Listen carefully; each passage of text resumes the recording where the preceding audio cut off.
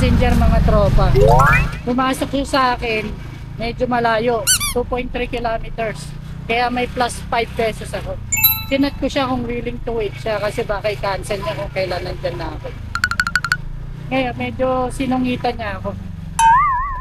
I-cancel ko daw kung gusto ko. Hindi naman pinapa-cancel. Ang sabi ko lang sa kanya, huwag niya i-cancel, baka magbago isip niya.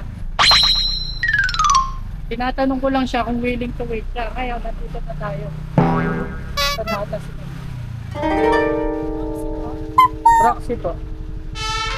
Discard tips mga tropa para maiwasan natin ang mga cancel kapag nasa pick up location na tayo. Ugaliin natin mag-message agad na papunta na tayo at sana willing to wait sila. May mga passenger kasi na nagmamadali at naiinip kaya nauuwi na lang sa pag-cancel. Pagkakamali ko lang sa sitwasyon na to, di ko kagad sinabi sa kanya na papunta na ako. Pasensya na mama, yung iba kasi naiinip.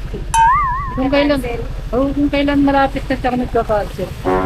Kaya minsan, pag ganun kalayo, tinatanong ko kung willing to wait. Kung nagmamadali ba o Sabi ko hindi. dito, di ata to seryoso si kuya. Okay.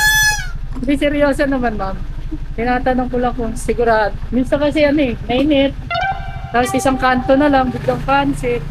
Ito na nga